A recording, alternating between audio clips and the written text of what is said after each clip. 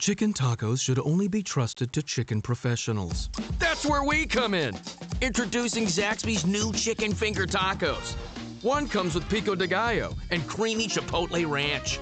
And the other comes with bacon, lettuce, tomato, and avocado ranch. Chicken experts since 1990. Chicken taco experts since now. Order yours today in the Zax Rewards app. Woo, saucy! Zaxby's. You're listening to the Archaeology Podcast Network. You're listening to the Archaeology Show. TAS goes behind the headlines to bring you the real stories about archaeology and the history around us. Welcome to the podcast. Hello and welcome to the Archaeology Show, episode 202. On today's show, we talk about shipwrecks, Vikings, and Nazis. Let's dig a little deeper into those Nazis. Oh, no. Let's Weird. dig a little deeper and not find things for Nazis. I don't know. I just like saying Nazis. Nazis.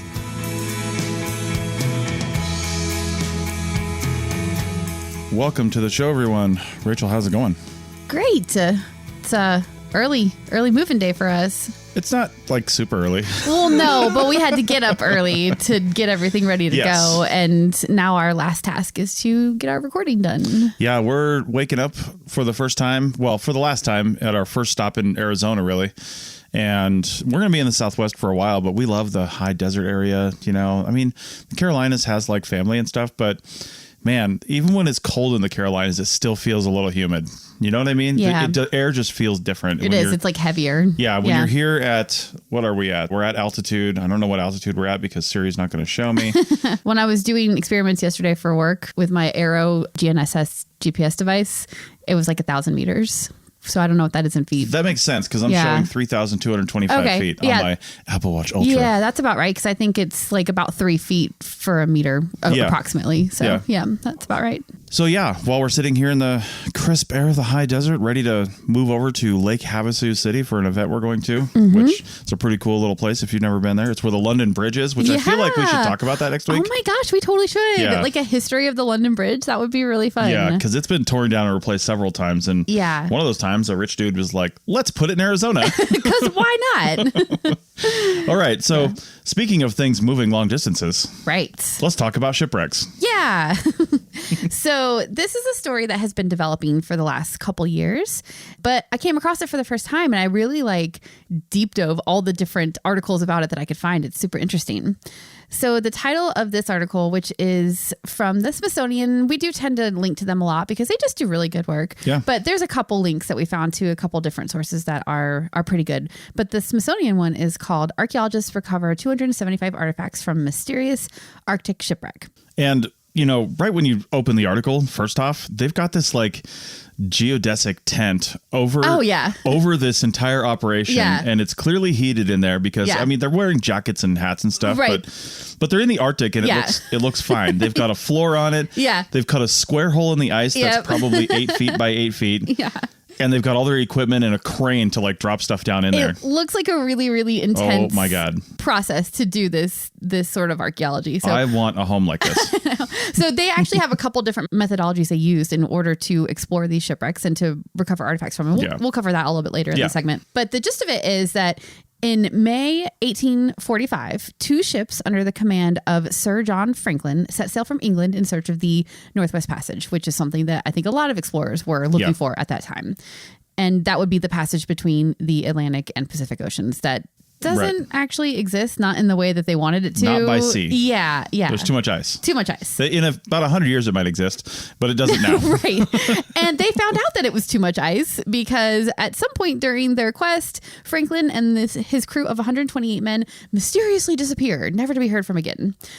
Okay, now I pulled that directly from the Smithsonian article, and that is kind of some like dramatic Smithsonian journalist writing right there, because we do pretty much know exactly what happened to these guys and why they abandoned the ships and why the ship sank and all those things. There's a couple like mysterious things that they're still figuring out as they excavate, but we know basically the whole story. And part of the reason that we know a good chunk of the story is because there was a note left in a cairn, and a cairn is like a stack of rocks that usually has a sort of hollow inside area that you could put things. Miners use them a lot for staking their claims. Yeah, mining claims. Yeah, for mining claims. And in this case, it was a way for them to hopefully communicate because they knew they were in a bad position. So 2 officers write a note basically saying what happened. And that note was discovered in the 1850s. So like, a decade or less after they disappeared. So, we have a pretty good idea what happened. But basically they said that the ships were trapped in thick ice in September of 1846. Not surprising because it's, the far Arctic North up there.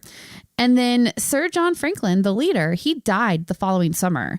And the surviving members of the expedition, they abandoned the ships in April 1848, and they set out to find the Back River, which was what they were hoping would lead them out of this Arctic frozen tundra. So they hung out with these ships for like 2 years? They did. I think they were just hoping that the ice would break enough that they could get through. I mean, what else are you going to do, right? Like, you're looking at a frozen white wasteland around you, and at least you have a ship that can keep you warm. But I think they were like starting to run out of supplies at a certain point, and they just reached a decision point when they couldn't get the ships free. Yeah, you can only eat so much seal and like polar bear. Right. Yeah. I don't even know if they were doing that. They had to have been. They must have been for like 2 years. That was I've read other Arctic stories too, and they one of their things that they would rely on, because you can't carry the supplies for years and years and years. You can carry probably enough like salt and some other stuff like condiments, and not condiments, like staples. Yeah, some staples like that. Yeah. But like meat and stuff, it's not you just can't carry enough for all those people for that amount of time. So they definitely relied on hunting. Yeah. And fishing. Yeah, probably fishing a lot for sure. Yeah. Well, as you can imagine, none of the 128 men survived, although skeletal remains of some of them have been recovered on the islands that were their escape route. So weren't any like teeth marks on those skeletons, were there? They did not mention that in this article. Hope not. So we've known that this was their story because of the note left in the cairn, and then these various other, finding the skeletal remains and some other things, right?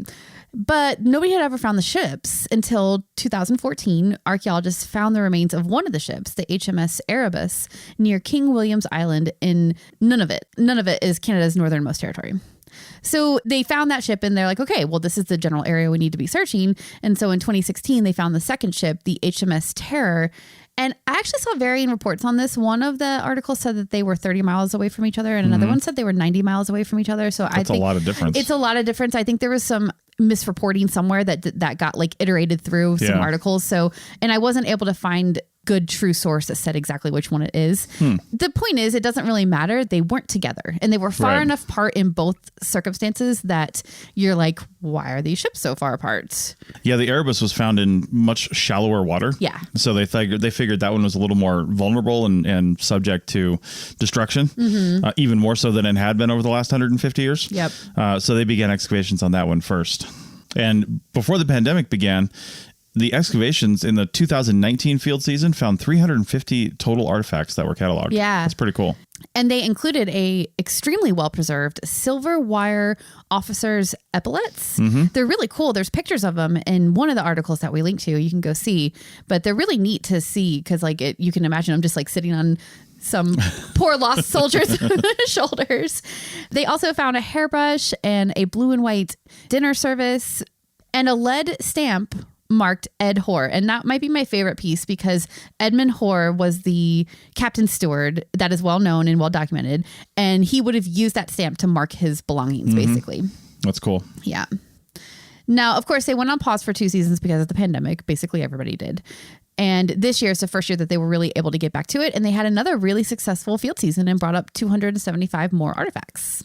Yeah, there were some artifacts similar to the ones that they found before, like platters and drafting tools, but they also found an embossed leather folio with paper and a leather quill pen tucked inside, which is just super cool to find. It's so neat. Yeah, and it could contain some writing on it once they analyze it. So even if the ink is all washed away, when they were writing with those quills and stuff, it really left an impression on the paper. And they might be able to just pull that out with like I don't know if you'd use like a scanning electron microscope. That might be too fine, but they might be able to find it under other means. So that would be pretty neat. I thought that was so cool too. And one of the researchers was like, it was like they found a book with a quill stuck in it, like a journal, like somebody had literally just like folded their quill in it and set it aside and then like chaos ensued. And yeah, and some of the big questions here, of course, are not just the artifacts and finding stuff out about the ships, because we kind of know a lot about the ships, right? Like that history is, that history, the people, that's there, but like, what were the events leading up to the entire crew dying? Yeah. And what was the timeline of the ships getting stuck, the abandonment, the separation of the ships through the ice? You know, what is the timeline of all that? Those are the questions that remain unanswered. Yeah. And that's where archaeology is really becoming important here, because rather than just confirming everything that we thought we knew, this sort of linear timeline of ships getting stuck, abandonment, and then, you know, they die one by one trying to get out. The location and contents of the Erebus, which is the one they've been excavating, makes it seem like they might have actually gone back to the ship and then sailed it a little bit further before abandoning it again. Like maybe they hit a warm patch in the summer or something and they were able to get the ship moving again before it probably got like socked in by ice again in the winter. Yeah, the Erebus was found much further south than the wreck of the Terror and had some belongings from crew members of the Terror. Now that alone doesn't tell me... It's not perfect. I mean, so lots of things could have happened. The Terror could have been crunched in the ice and they had to abandon it anyway. So some of the crew members moved into the Erebus. Or, you know what? Some people probably died and they took their shit. Absolutely. It could have been not even a malicious taking of stuff. It could have been like preserve this stuff to preserve it to bring back to their family. Oh, too, like personal items. Because I'm sure they had friends. Yeah, exactly. So I think the movement of personal items between the two ships is not as good of evidence of this, but the wreck being further south is, I mean, they seem pretty not sure about it, but it's definitely a theory that's worth pursuing. And they must not be down with the theory that the ice moved the ships that far apart. I don't think they are. Yeah. Because ice does go through freeze-thaw cycles. It never fully thaws, but it can thaw enough, and then things can move. But I just don't know if it can move that far. Miles. Yeah, in that relatively short period of time. Yeah, totally. So, okay, you might be wondering how in the world did they do this excavation? And that's ice camp. Yeah. So there's actually two phases of excavation and exploration that happened here. The first is that dome that we were talking about in the beginning, where they put the dome over the ice, and that is not a get in the water and excavate situation, because it's just way too cold. So they had this device called a deep trekker that they could use to explore the site visually without actually getting into the water. Yeah, it's just like a little robot kind of thing with cameras on it and lights. Yeah, basically. Yeah. And it could handle the Arctic temperatures and all that kind of thing. These things are cool because they've got like a cord that goes all the way back. It's an umbilical for data and power. Yeah. And they just send it down and they can explore virtually. They did this with Titanic. Yeah, totally. It's one of the first ways they saw Titanic. Yep, very similar situation there. Yep. So after the ice had melted some, they went back in September, and actually they went with the Canadian Coast Guard with a ship called the Icebreaker to help to help push the ice out of the way so that they could have a clear open patch of water to actually dive into. And then the underwater archaeologists came in at that point. They had these cool diving suits that were heated with warm water that would allow them to excavate and explore the wreck for That's insane. Not a super long time. I think they could do an hour or two before they would have to come out of the water. But it was enough that they could do some true archaeology down there. And they also, the excavation itself is using a dredge type of machine to sort of pump the sand and debris out of the way. And then they would also use trowels. I saw a Marshalltown trowel in one of the little videos or images that they were using. And they even mentioned using spoons around some of the more fragile things that they found. So it's basic. It's pretty typical archaeological excavation. You just have this machine sucking stuff out of your way because obviously it won't get out of the way because of the water. So, yeah. Yeah. All right. So let's go from there and talk about, I think these guys were probably just killed by Vikings that have been hanging out there for a while, but we wouldn't know that unless we examine their ancient DNA and see what what the Viking age really was all about. Oh, well. It's probably wrong. We'll find out in segment 2. Back in a minute. Introducing Zaxby's new chicken finger tacos. One with pico and creamy chipotle ranch, and the other with bacon and avocado ranch. Chicken expert since 1990. Taco expert since now. Woo, saucy! Zaxby's. Chicken tacos should only be trusted to chicken professionals. That's where we come in.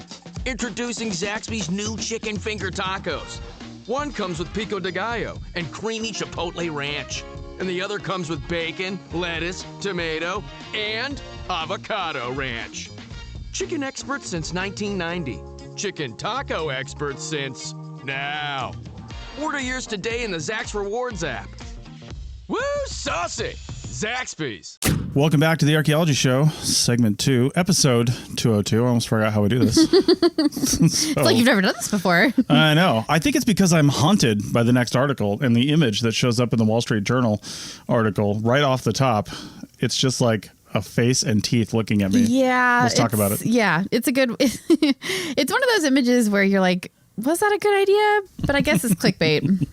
It's definitely just like a skull in the water, in the ground. But anyway, so the next article we're talking about is called Ancient DNA Paints a New Picture of the Viking Age.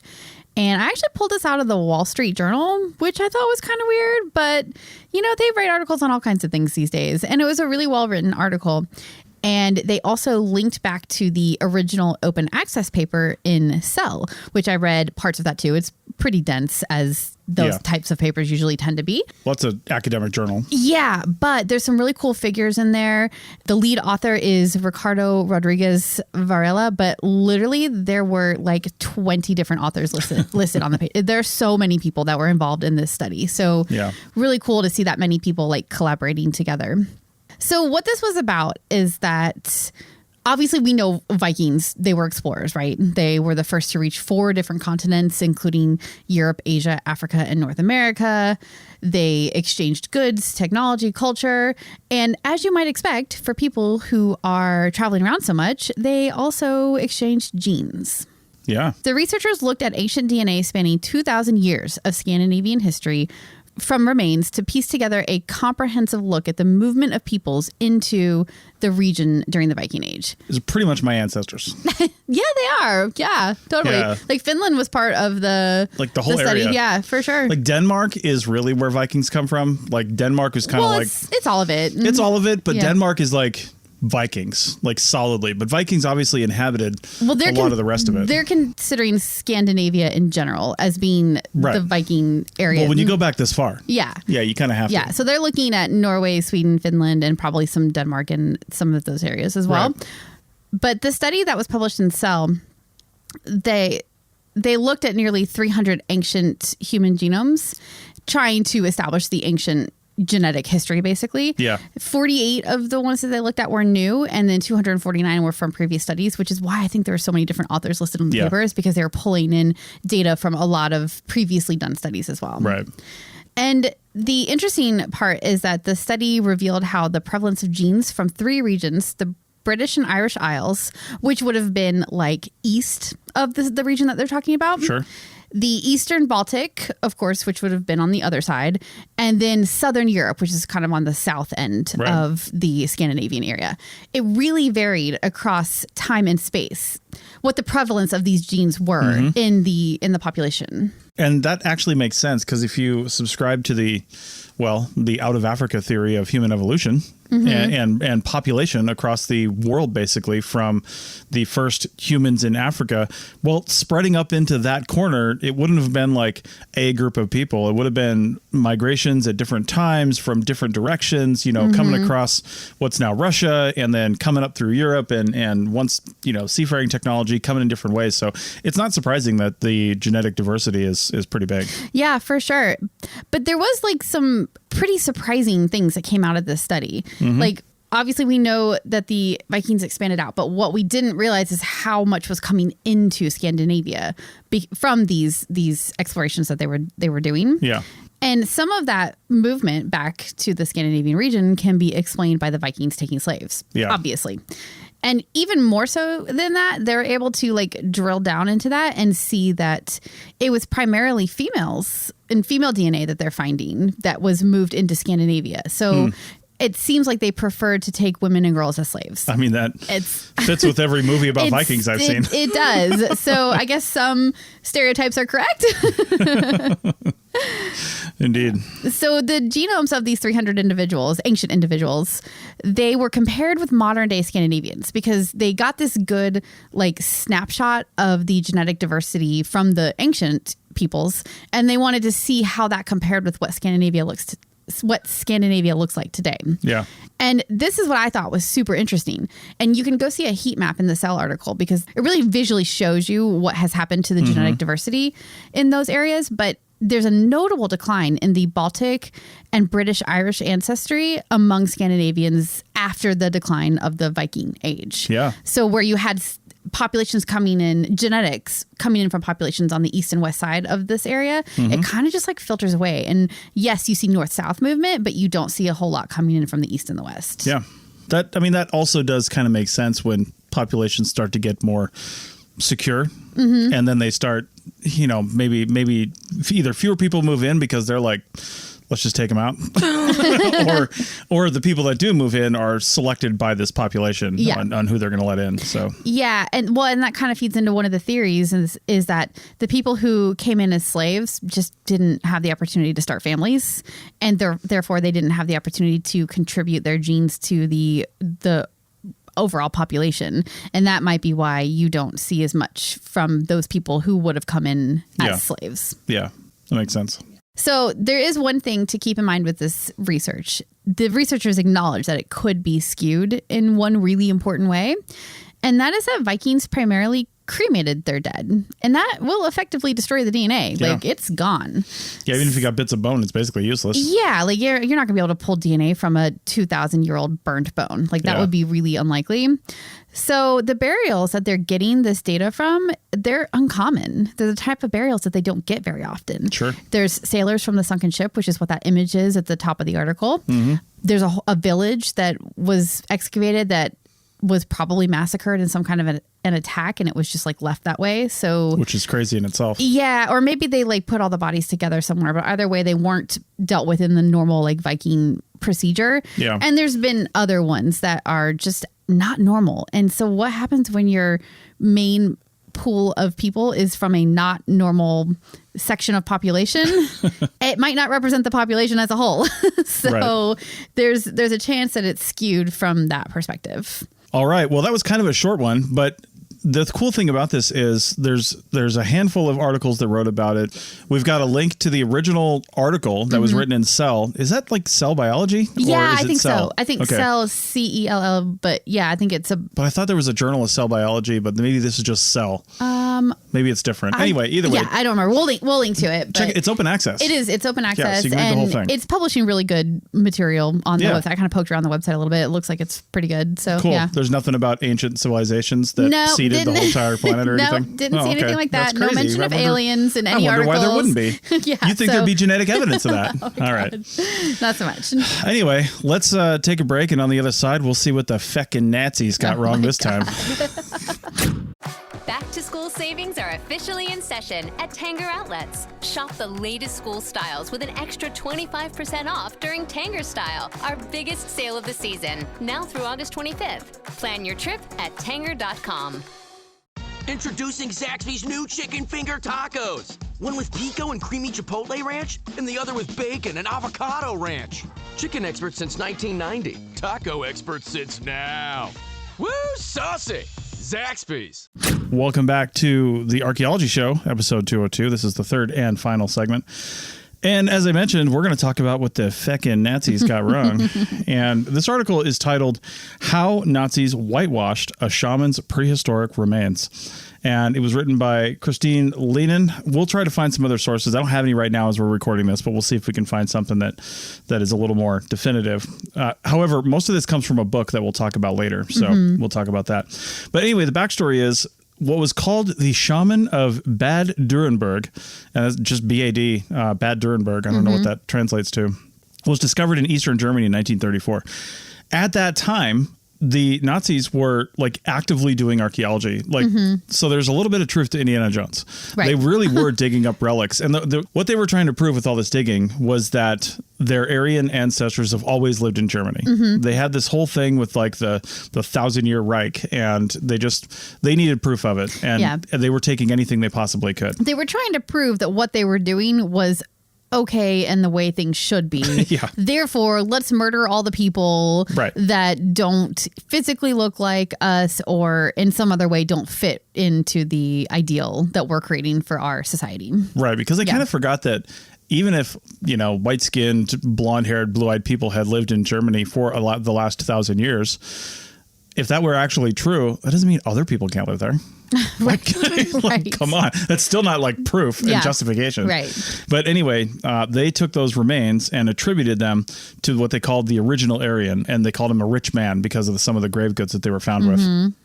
They thought they had discovered the 9,000-year-old remains of their powerful Aryan ancestors, as I mentioned. But modern science has something to say about that. Good. And and now this collection has been analyzed several times throughout the years. Yeah. And there were some things left out. We'll talk about that. But it turns out, I'm just going to get straight to the punchline, that the remains belonged to a dark-skinned, what we think is a powerful woman buried with a child, which is just like the opposite. Cool. So not the Aryan ancestor at all. Because you know why? There isn't an Aryan ancestor. Yeah. Well, I mean, they're kind of are. They're probably Vikings. Yeah, right. I mean, there is, because there's an ancestor to everybody, but it wasn't this one. Yes. So, yeah. Yeah.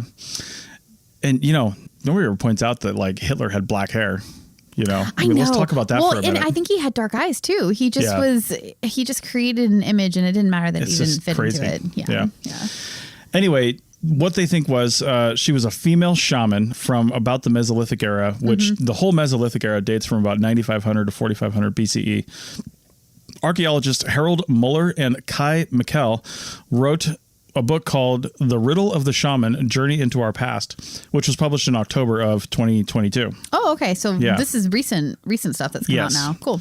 They used genetic analysis, magnetic resonance imaging, or MRIs, and dental examinations, really, really detailed dental examinations, state of the art they called it, to find out more about this woman.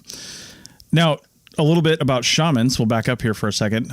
They are people that, in the words of people who still practice shamanistic behavior or shamanistic religions, I guess, they are people that cross the border into the spirit realm. And they do this by going into a trance sort of thing. Like they go into like these trance modes. You've seen it in movies before. Yeah, like the peyote trance and that kind of thing, stuff like right? That. Yeah, totally. Yeah, so sometimes they're chemical induced. Yeah. And sometimes they're not. Sometimes they're just people that are so psychologically believing they're shamans, they just like work themselves up into this whole frenzy, right?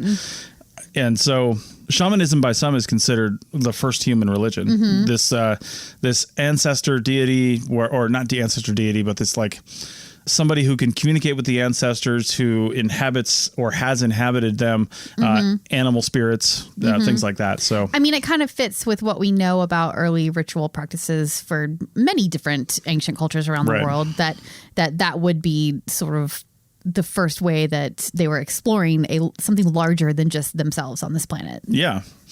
Well, the woman here, and I mentioned before that the Nazis thought that it was a rich man that was buried because of some of the grave goods. Well, the grave goods that were buried with this woman, this shaman, that we think, and we think she was a shaman because of this, was because of some of the extraordinary burial items. And these included deer antlers on her head, and it was a little bit ambiguous. There might have been an entire deer skull connected with the antlers, but I think a lot of it may have been disintegrated or something. But maybe it was like together when she was first buried. Like she was legit really cool. Wearing a deer skull on her head. Yeah, that's really cool. I'm going to talk about this in a second. But so a deer skull on her head with antlers, shells of 3 turtles that may have served as rattles, so they would put something inside of them and shake it around.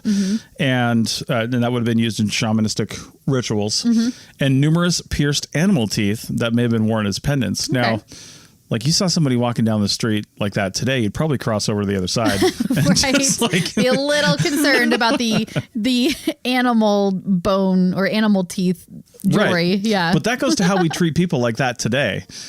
Well, we'll talk about that here in a second, because some of the analysis they showed was that they looked at her cervical vertebrae, among other things. They looked at everything they had, but the cervical vertebrae in particular revealed that she had restricted blood supply to her brainstem. So this wasn't some sort of like disease she picked up. It was like genetic. Her vertebrae was just like that. Yeah. It's interesting because when you're analyzing bones, human bones, there's very few things that you can really say about them. Yeah. But one of those things is like, was the size of this not quite right? Or is it too big or too small or in the wrong place or whatever? So it sounds like this is one of those things that we can actually see in the bones if we, you know, when we're looking for it, which is really cool. If somebody had that today, we actually have a name for the thing that can develop from that. I don't know if it's this always develops from that, or if it's just one of the things they can. Yeah. But it's called downbeat nystagmus or nystagmus. I'm not sure. It's Nystagmus. Okay. So I think nystagmus. Nystagmus, yeah. And that's where the eyes kind of drift upward. And I don't know if they just do this when the brain gets a low oxygen state or something like that or whatever, like from that restricted blood flow. But the eyes kind of drift upward and then beat or jump downward. So they'll like come down. Like quickly? Like yeah, from the sounds of it. Like wings. Like well, when I heard beat, I meant more like a drum. So like boom, boom, boom, boom. What was yours again? No, I'm not going to do it again. Or boom, boom, boom, boom. Yeah, I don't know. Okay. So anyway, this would have just been happening to her. Like, you know, I don't know at what point in her life this would have happened, because as a young child, I mean, your bones and things grow uniformly, but maybe there was something that caused her vertebrae to stop growing a little bit. And, you know, but obviously everything else kept going, and then maybe that caused the restricted blood flow. But and that would have been the only thing like physically wrong with her. Well, just this eye thing. They said that actually people that have it today, it poses no danger to their physical health. Okay. Aside from the fact that if it happens while you're driving, you're probably not going to live too long. Yeah, unless you get it under control. Yeah. Yeah. So if it can be fixed today with like drugs or something, then that's cool. But or surgery. I don't know. I don't really know. That's more for a doctor to say. I didn't even want to speculate on that kind of stuff. Yeah, totally. But either way, back then they said it would have really posed no danger to her physical health. But it would have made her look like she was in a trance or possessed by animal spirits, because that's how it would have been interpreted by the people around her. It's so interesting that rather than, you know, ostracizing her for this weird deformity, maybe she rose to power as a shaman because this physical property that was just hers naturally caused her to maybe be connecting to animal spirits. Yeah. Or so they thought. Right. And they're conjecturing with all this and the fact that she was buried with this child, and we'll talk about the child here in a second, but she was buried with this child with all these grave goods and these crazy things. I mean, it's crazy to think that maybe in 10,000 years, when the human race is completely different and who knows what we're doing, if this burial had been found then, you know, would we have just thought it was some old crazy person? Because that's what we would think today. If you uncovered a burial from 50 years ago because you're moving a cemetery and somebody had deer antlers on their head and pierced animal teeth and stuff, you'd think this was an actual crazy person. Right. And they were buried like that. Right. But because of what we know of ancient religions and communities and tribes and other things we found, they're thinking that this made her an important person. It helped her to rise to importance within the community. Right. Now let's talk about the boy. The young boy buried with her was not her child. Oh, okay. So no DNA match, huh? Well, no, but according to the analysis of his DNA, they were related, but not closely. Oh. Which also does make sense. Everybody in probably one little area is probably going to be related to a certain degree. Okay. Even if you're not having sex with your first cousin, you probably are your like third and fourth cousins. Yeah, I would be curious how closely related they are. Like, yeah. That this article didn't really get into it. And it's probably hard to tell, too. You know there's a relation, but not like how close. Maybe not. I don't know. They can do pretty good with that genetic clock stuff and sometimes trying to figure out how many generations back they would have been, you know, directly related. But anyway, it's just one more piece of evidence that shows in prehistory, as we've talked about on this show a number of times, that women were not necessarily inferior to men. Right. You know, not like uniformly as a sex or a gender, right? Yep. They just... There were different roles to play by men and women, and it wasn't black and white. Yeah. Yeah. I mean, this burial is definitely one example of that. It sounds like it's very important, and all of the artifacts found with her show that her status was higher than, you know, maybe people would have thought in the past when they still had this like cave men and women idea where it was like the men ruled the women. That's just, I mean, society's not like that today. Not really. And it wasn't like that back then either, you know? I almost feel like it's more like that today. It was like 200 years ago, 300, 400 years ago even. Yeah, it was, because it really like went to that sort of a male dominated place, but it's changing now, obviously. This also shows, as I mentioned earlier, that people who were different physically or even psychologically were not necessarily cast out of the group as being different or weird or hindrance or something like that. Yeah. They could, in fact, rise to importance. Yeah. Yeah. Now, I'm sure if somebody was mentally ill, that probably didn't serve them too well. That would be a harder one to overcome. But if you're completely normal, except for a specific type of physical difference, then yeah, you can definitely overcome it, especially if you're in the type of society where they were clearly willing to see something that was different about a person and find it to be a connection to this spirit world rather than something to, shun them for. So that's really cool. So in the end, the Nazis did not have the proof they were looking for that their ancestral Aryans had always lived in Germany. Although they thought they did at the time. So come on. Did they really, though? They probably, Okay, so the people who probably at the top didn't think that. They always knew what was up. But they convinced a lot of people that was true. Right. And they used it to bolster their philosophy, their fascist regime, the whole thing. Right. So whether or not it was true didn't actually matter at the time. It helped them rise to power. So, which is a shame. Yeah, that's a very good point. You take a lie and make enough people believe it, then it kind of becomes true to that population, right? So that is that's unfortunate, but at least this awesome shaman lady gets to regain her identity in death and nearly 100 years later by people who are more interested in the truth rather than supporting their own personal agenda. Yeah, I had mentioned that there were later studies, just really quickly. The fact that the remains could have belonged to a woman was actually glossed over a little bit, but kind of mentioned. Around 1957. It wasn't even talked about until then. Yeah. But in 1957, somebody was like, hey, this might be a woman. This doesn't look quite like a masculine skeleton. Right. And the people who were, I don't know, probably still Nazi sympathizers were like, no, let's just not talk about that. You do know it's pronounced Nazi, right? It's Nazi. I'm just checking to make sure. I do the correct pronunciation of Nazi. Inglorious Bastards pronunciation. Yes. There's only one correct pronunciation, and that's pretty much it. Okay, I was just checking. I wanted to make sure you knew. Nazis. All right. Yeah. The boy, however, was never mentioned in any of the studies. In the previous studies, and I want to know. I don't know when the boy was actually mentioned, because did these guys see? I need to read the book, because did these authors not know, or did they go back through and finally publish something about the boy, or was the boy's remains just like left there and not written about this whole time? It's entirely possible, because there are lots of collections that people don't have time to go back to, and if nobody went back to it for the last 60 years, well, then nobody went back to it for the last 60 years. It's just it.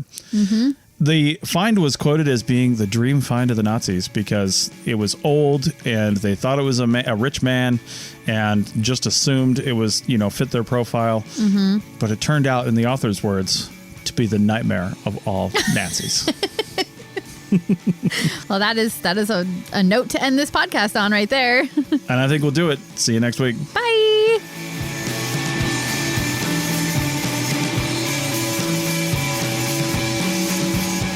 Thanks for listening to The Archaeology Show. Feel free to comment and view the show notes on the website at www.arcpodnet.com. Find us on Facebook, Instagram, and Twitter at ArcPodNet. Music for this show is called I Wish You Would Look from the band Sea Hero. Again, thanks for listening and have an awesome day.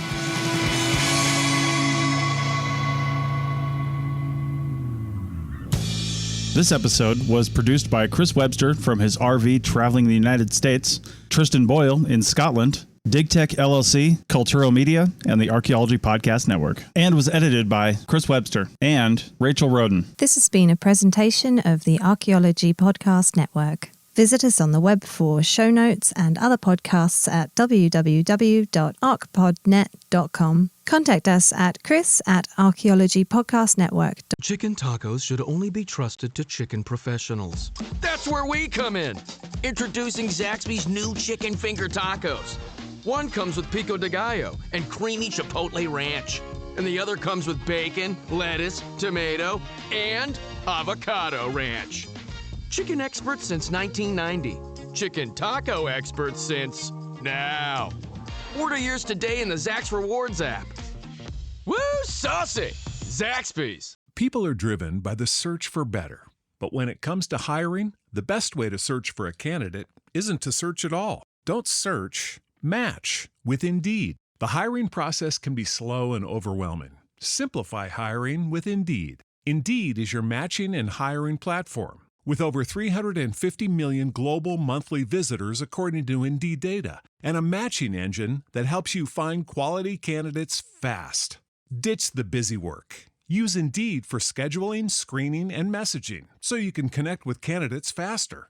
Join more than 3.5 million businesses worldwide that use Indeed to hire great talent fast. Listeners of this show will get a $75 sponsored job credit to get your jobs more visibility at Indeed.com/PODKATZ12. That's Indeed.com/PODKATZ12. Terms and conditions apply. .com.